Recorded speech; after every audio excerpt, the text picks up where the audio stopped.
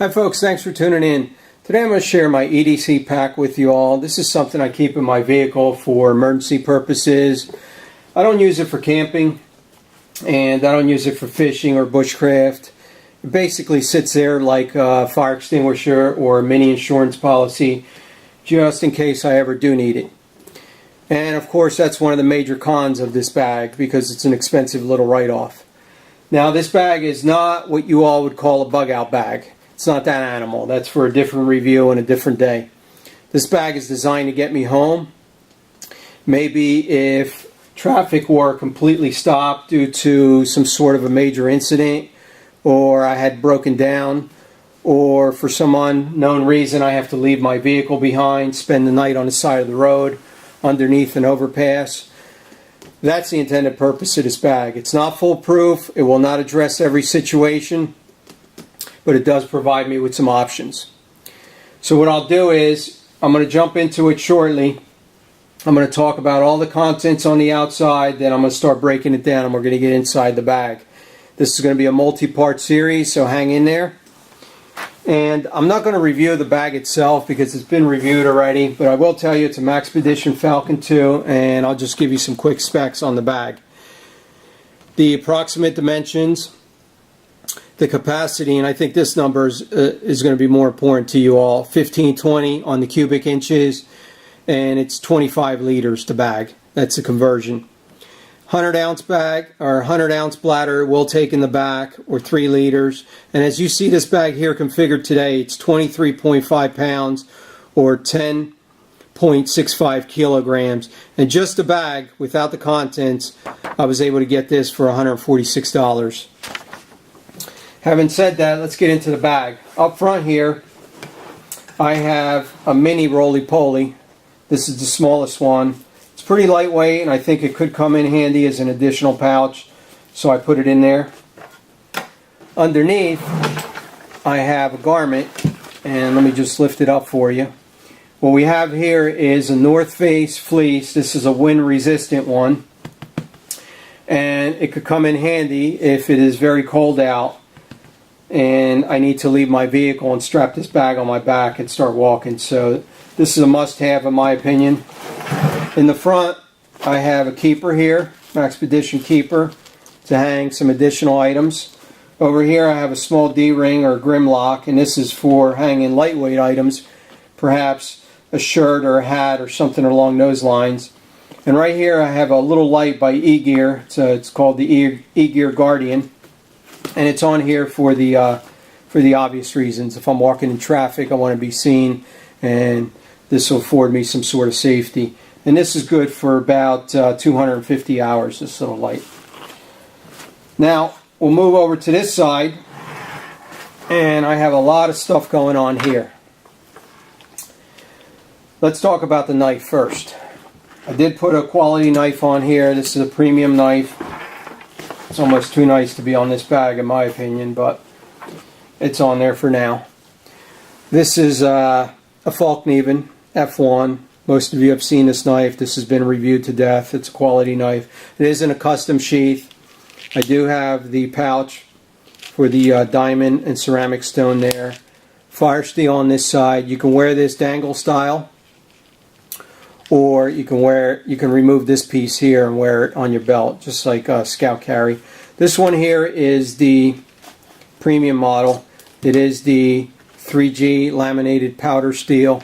Let me see if I can give you a shot of that blade there, if it'll focus. So that's the knife that I have in there. It is stainless, but this is a very high quality knife, and I have no doubt that this knife will perform. I'll set that over there. Let's talk a little bit about this pouch right here.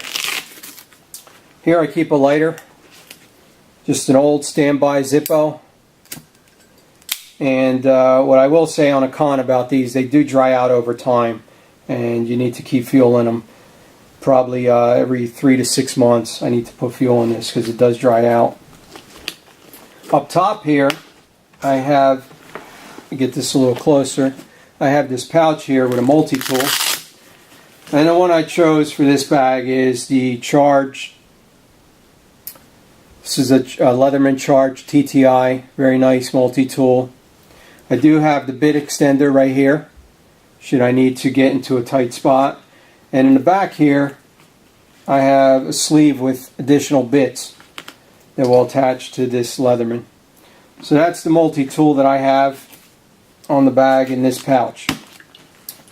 Over here, we're talking about hydration, and we're also talking about cooking. This is the Pathfinder bottle and canteen, and I have it in this skeletonized bottle holder by ITS. I believe it's put out by Zulu Nylon Gear. But the way this works is you simply would pull that off, grab your bottle, and this is full, I keep it full, and it will adjust to almost any canteen, even a 40-ouncer military canteen. This is a 40, this will fit in here fine. It'll even fit in this cup. But this is what I went with over a standard bottle holder because I thought this was just too big and bulky and it just consumed too much space. I didn't want the additional weight, so I went a little bit more minimalist on this portion of it.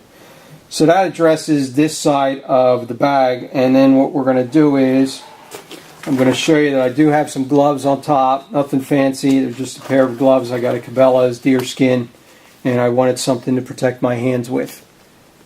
And we'll throw those over there. Now over here is where things get a little more interesting. Actually, before we talk about this first aid medical pouch, let's go to the front of the bag, or the shoulder straps.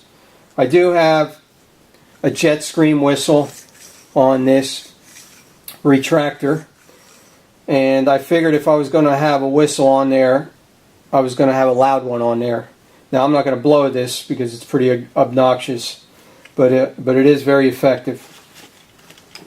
Now over here I have a Dominator clip in case I wanted to attach something else to here, and a lot of folks will actually run their hydration bladder through here, through this area, and they will use these clips to attach it. And I have a flashlight also on the strap where I can get to it, and the one I chose is a Rofus. It is a JR30, I believe. This is a transformer light. It's a very neat light. It takes a single, see if I can give you a shot of it. It takes a single AA battery. You have an activation switch on the back, and then here in the front, this is for your different modes. It has about 5 modes. But what's nice about this light is you can attach it to the outside of the pack to illuminate your path. And the way you would do that is you simply rotate this head, and check that out. Now you have an angle light. And this is a very, very nice light. And that rides right in here. So we do have lighting. I have more lighting in the pack, but this is going to be the primary light. Now, let's get back to the first aid. Over here we have a small pouch, and we have some shears, some medic shears in here. Over on this side, we have an 1110 tourniquet pouch with a tourniquet. And I hope I never need this, because if you're in here, you obviously have a bunch of different problems. I also have a micro stream right there. Let me see if I can pop that out a little bit further. That's a micro stream, a little flashlight for treating some wounds. And I do like this case over some of the other ones. This is another pouch that I have with another tourniquet. This is a combat applications tourniquet in here. But as you can see, the tourniquet is exposed so it can get soiled. And I'm not real crazy about that. So I thought this was a better option to protect it and to keep it clean. And then I also keep it in this bag here so it's nice and sanitary if I ever need to use it. Hopefully I'll never will. Alright, now let's talk about this first aid kit here that I have, and it's actually just a pouch. It's called a Toll Boy. I got it from ITS Tactical, and I purchased it empty, and then I threw my own items in there a la carte. And there's a couple ways to open this. You can grab this handle here, yank it, and you instantly have all your contents, or there's a ripcord in the back here for the molly sticks, and if I yank this, the entire pouch will actually come off the Maxpedition Falcon 2. And this string will actually release these molly clips here, and it releases them, and when it does, it just comes right off, just like that, by pulling it. So this is a nifty little molly attachment clip. I haven't seen anything like this, but this is a new upgrade for me. Initially I was using ones like this, which you all have seen. These are standard malice clips. Also, Maxpedition puts out these clips here. I believe they call them tack ties, and they work fine, but they're a little sloppy. Things move around. But this is the ones I got from ITS Tactical, and this is, I think, going to be the new ones I use going forward. It's just so easy to remove them. Anyway, let me show you. I'm not going to take it off the pack because it's a real pain to come off, but I will open it and show you that it is packed with emergency supplies. And as you can see there, I have everything that I really need. Treat blisters, bleeding, gloves, gauze, ace bandage for the ankle. And on this side I have tools. On this side I have more tools, a syringe to clean a wound. Things get really bad. I have an Israeli bandage up here, hemostats, some medication, a bunch of other items to treat wounds and to clean wounds with, disinfect them. So it's equipped enough. It's not a level 2 or a premium level 2. I do have one of those, and I'll review that at a different time. But for a kit like this, this is optimal, and it does give me some options and some remedies should I need to treat myself. And in here I just have a bunch of different tools, treat wounds, splinter removal, etc., etc. So let me close this up, and then we are going to be transitioning and moving into the inside of the bag.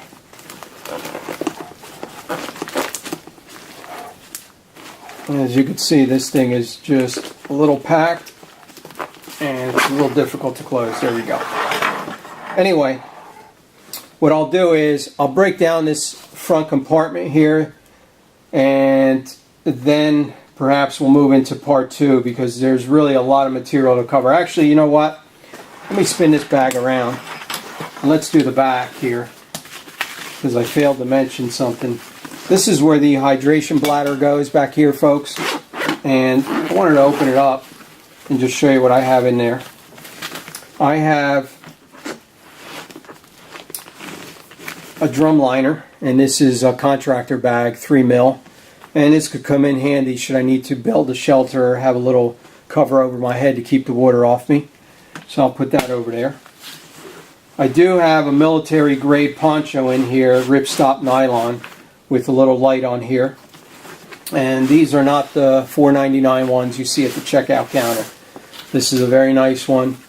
It has the grommets, and in the middle here inside I have a very, very lightweight hat. It's almost like a feather. I believe I got this one from CountyCom, but just in case I do have to sleep out, I want something to cover my head and keep my ears warm. So here's the poncho, more cover. I can combine that with the fleece and get some added protection. And there's nothing else back here, but this is where, or this is what's designed to hold the hydration bladder. So I'm going to close that up. We are going to pause right here, and when we come back we are going to jump into these compartments in here, then we're going to jump into the middle compartment, then we're going to jump into the back compartment.